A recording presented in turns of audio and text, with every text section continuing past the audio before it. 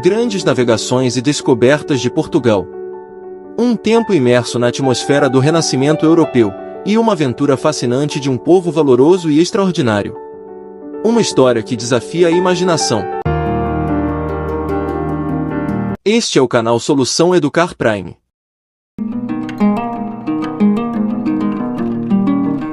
As grandes navegações iniciadas no século XV marcaram um período de intensa exploração marítima, liderada principalmente por Portugal. Impulsionados pela busca por novas rotas comerciais para o Oriente e pela crença na existência de terras desconhecidas, os portugueses desbravaram os oceanos, desafiando os limites do mundo conhecido da época. Graças ao desenvolvimento de tecnologias como a caravela e a astronomia náutica, os navegadores portugueses puderam alcançar conquistas notáveis.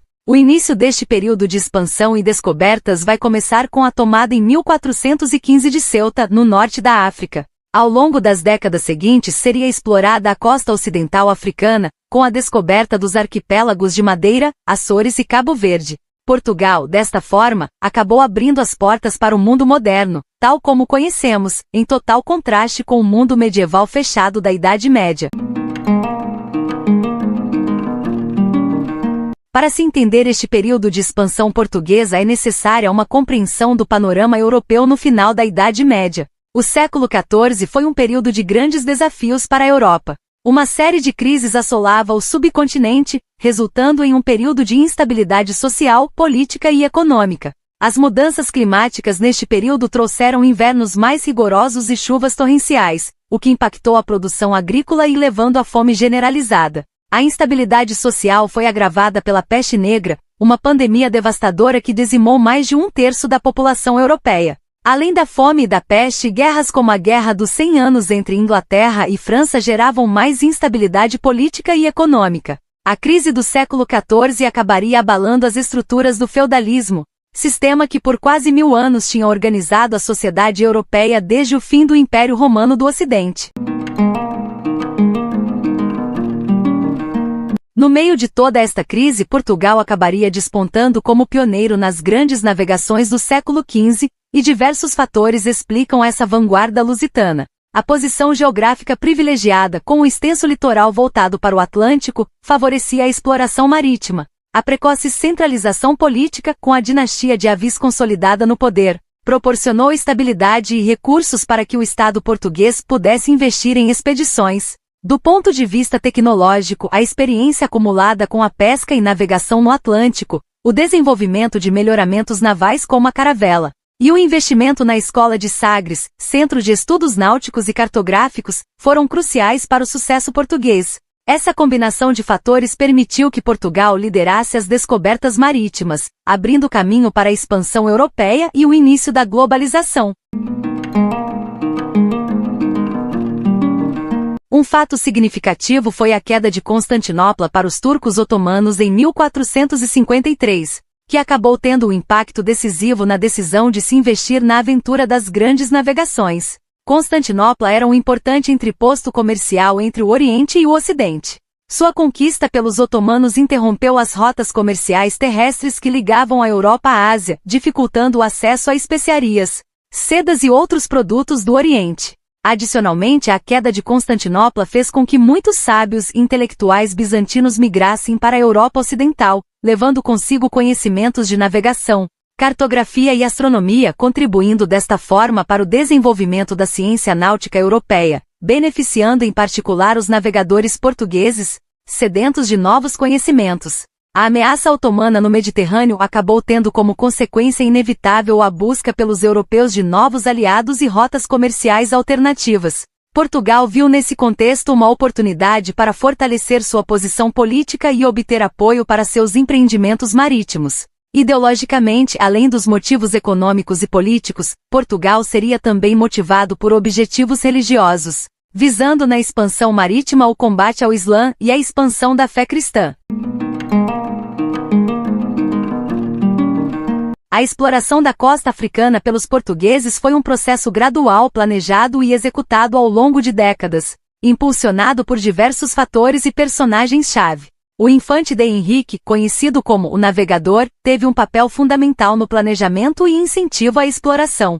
Ao fundar a Escola de Sagres, um polo tecnológico que reuniu navegadores, cartógrafos e especialistas de todo o mundo, se pode impulsionar o desenvolvimento de novas tecnologias e coleta de informações antes dispersas. O desenvolvimento da caravela, um navio mais ágil e capaz de navegar contra o vento, foi crucial para o sucesso das expedições. A cartografia, a astronomia e o conhecimento náutico foram aprimorados, permitindo navegar em mar aberto com maior segurança. Aos poucos o litoral ocidental africano foi explorado, com expedições que avançavam progressivamente para o sul, estabelecendo feitorias e recolhendo informações sobre as correntes marítimas, os ventos e os povos africanos. Navegadores como Gil Eanes, que ultrapassou o Cabo Bojador em 1434, e Diogo Cão, que explorou Congo e Angola, foram pioneiros na expansão marítima portuguesa.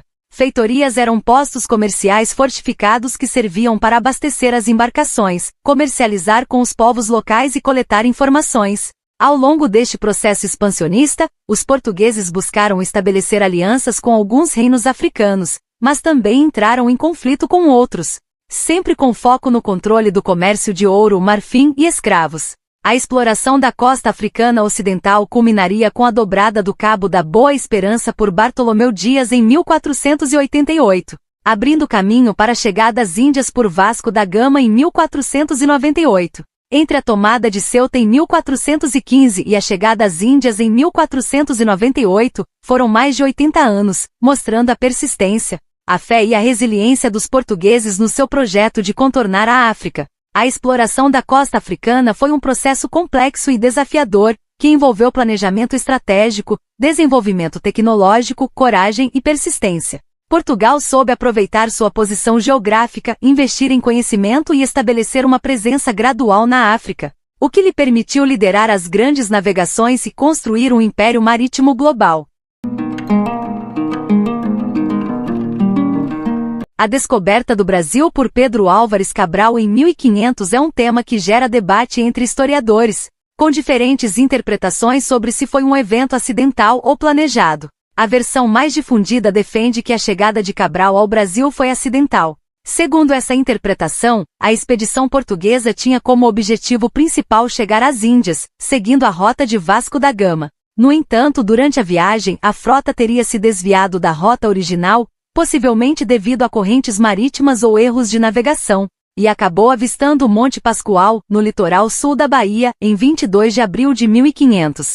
No entanto, alguns historiadores defendem a tese de que a chegada ao Brasil foi intencional, fazendo parte de um plano estratégico da coroa portuguesa para expandir seus domínios e garantir o controle do Atlântico Sul. Alguns documentos e mapas da época sugerem que os portugueses já tinham conhecimento da existência de terras a leste do Atlântico, antes mesmo da viagem de Cabral. O Tratado de Tordesilhas entre Portugal e Espanha, de 1494, antes mesmo da viagem de Vasco da Gama, é uma prova concreta disto, do conhecimento de terras a leste da costa africana. Embora não haja consenso absoluto entre os historiadores, a versão do descobrimento acidental ainda é a mais aceita. Independentemente de ter sido acidental ou planejado, o fato é que a descoberta de terras a leste da costa africana iriam marcar o início de um novo capítulo na história. Após a descoberta da rota marítima para as Índias por Vasco da Gama em 1498 e sua consolidação com a viagem de Pedro Álvares Cabral em 1500, Portugal adotou uma política expansionista e mercantilista com o objetivo de assegurar o controle das rotas comerciais, explorar as riquezas do Oriente e expandir seus domínios. Portugal buscou estabelecer um monopólio sobre o comércio de especiarias, controlando as rotas marítimas e os pontos estratégicos no Oceano Índico. Para isso foram construídas fortalezas e feitorias em locais como Moçambique, Goa, Malaca e Hormuz, garantindo assim o controle do fluxo comercial e a segurança das suas embarcações. Além das especiarias, Portugal também explorou outros recursos do Oriente, como pedras preciosas, tecidos, madeiras nobres e produtos exóticos. Essa exploração gerou grande riqueza para a coroa portuguesa, financiando novas expedições e consolidando o Império Colonial Português. Além da expansão comercial e militar, Portugal também utilizou a diplomacia para estabelecer alianças com reinos e lideranças locais no Oriente, buscando garantir a estabilidade e a cooperação nas regiões onde se instalou. No entanto, também recorria à força militar quando necessário para impor seus interesses. Como justificativa ideológica, Portugal buscou a missão de expandir a fé cristã para as terras conquistadas, enviando missionários e construindo igrejas. A religião foi um instrumento importante na consolidação do poder português e na integração dos povos conquistados.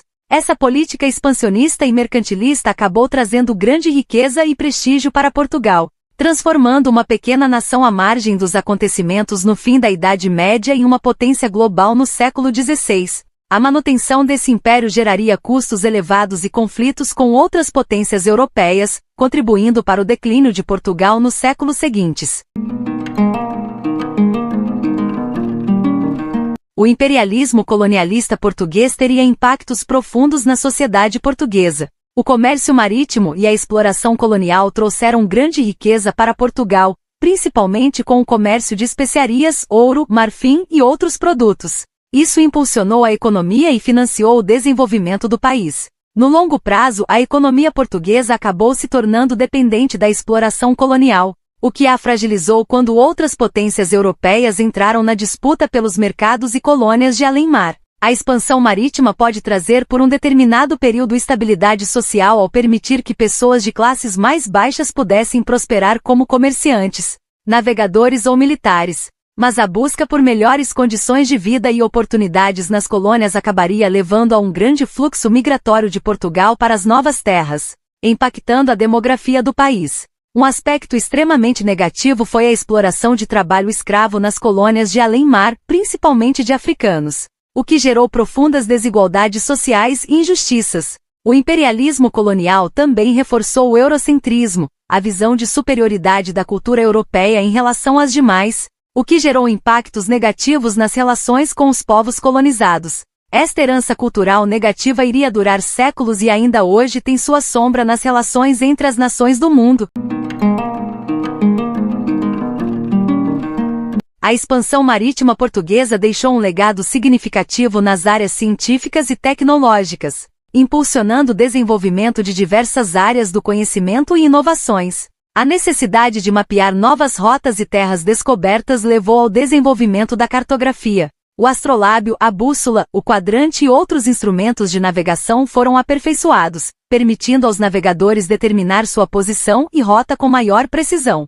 As viagens marítimas proporcionaram a observação do céu no hemisfério sul, ampliando o conhecimento sobre as estrelas e constelações. Os navegadores portugueses registraram a posição de novas estrelas, contribuindo para a elaboração de catálogos astronômicos mais completos. Na construção naval, a caravela, um navio leve e manobrável, foi desenvolvida e aperfeiçoada em Portugal, tornando-se um dos principais instrumentos da expansão marítima. Posteriormente, o galeão, um navio maior e mais robusto, foi desenvolvido para transportar cargas e armas, consolidando o poder naval português. A necessidade de defender seus navios e territórios conquistados levou ao desenvolvimento de novas técnicas e equipamentos de artilharia, tendo Portugal construído fortalezas e feitorias em diversas partes do mundo, incorporando novas técnicas de engenharia militar. Por fim, a expansão marítima ampliou o conhecimento geográfico do mundo, com a descrição de novas terras, povos e culturas. A expansão marítima portuguesa impulsionou, portanto, o desenvolvimento científico e tecnológico em diversas áreas, deixando um legado duradouro para a humanidade.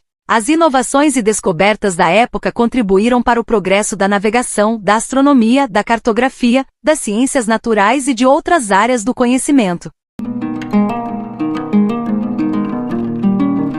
A expansão marítima e o período de conquistas de Portugal, que se iniciou no século XV, foram um marco na história mundial. Portugal, um pequeno país à beira do Atlântico, tornou-se uma potência global, desbravando oceanos, estabelecendo rotas comerciais, construindo um império e deixando um legado duradouro em diversos continentes. A expansão portuguesa também teve aspectos negativos como a exploração colonial, a escravidão e os conflitos com os povos nativos.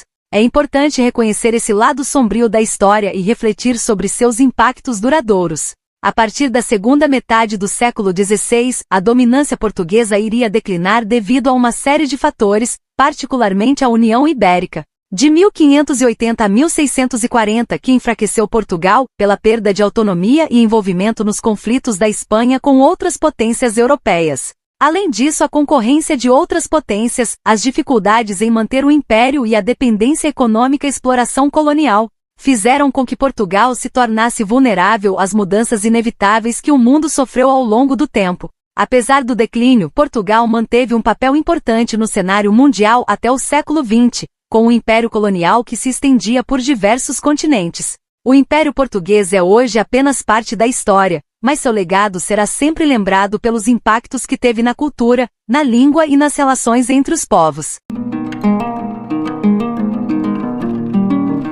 Os Lusíadas, a epopeia de Camões, imortalizou a bravura e a tenacidade dos portugueses que se lançaram ao mar, desbravando o desconhecido e expandindo os limites do mundo. Nos versos do poeta, ecoa a coragem daqueles homens que enfrentaram a fúria dos oceanos, a incerteza da noite sem fim e os perigos de terras longínquas. Cessem do sábio grego e do troiano. As navegações grandes que fizeram.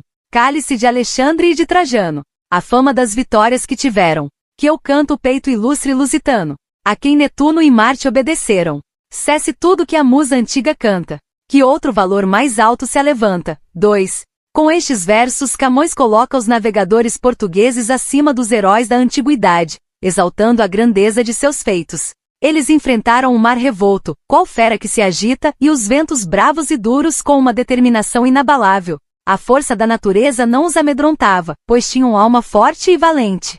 Vão no mar alto as naus audaciosas, rompendo os mares nunca navegados. A busca por novas terras, a ambiciosa esperança de alcançar o Oriente, os impulsionava a desafiar o desconhecido. Eram homens movidos por uma fome de glória, dispostos a sacrificar suas vidas em nome do seu país e do seu rei. Por te servir comigo ofusco o mundo. Portugal com a armada lusitana. Camões destaca a grandeza de alma e o espírito imortal daqueles homens que mesmo diante da morte, mantinham a coragem e a fé. Mas não se acabaram neste encobrir. Os grandes portugueses que a seguir, a fama dos passados vão buscando.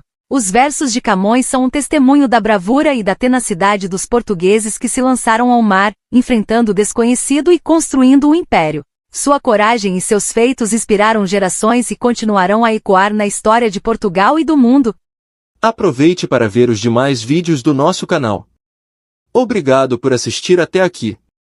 Não se esqueça de se adicionar ao nosso canal para não perder os próximos vídeos. Um like e recomendação para seus amigos irão ser para nós de valor muito grande. Este é o canal Solução Educar Prime na sua jornada de levar educação e informação de qualidade para um público cada dia mais exigente.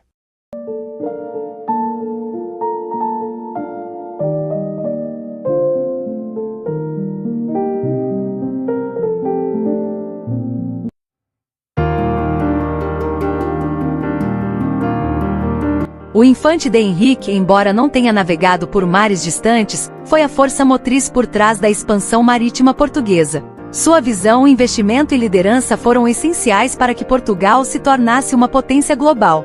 Sem sua determinação em desbravar o desconhecido, o desenvolvimento de tecnologias navais e a formação de navegadores, as grandes navegações poderiam ter sido bem diferentes, ou até mesmo não ter acontecido. Ele foi o grande estrategista, o mentor que uniu recursos, conhecimento e vontade política para impulsionar as expedições. Enquanto outros navegadores poderiam, em tese, ser substituídos ao longo da história, o papel do infante D. Henrique foi único e insubstituível. D. Henrique foi um visionário que acreditou no potencial de Portugal e investiu em seu futuro. Ele plantou as sementes da expansão marítima, e os frutos desse trabalho foram colhidos por gerações de portugueses. É justo e merecido que ele seja lembrado e homenageado como uma das figuras mais importantes da história de Portugal e do mundo.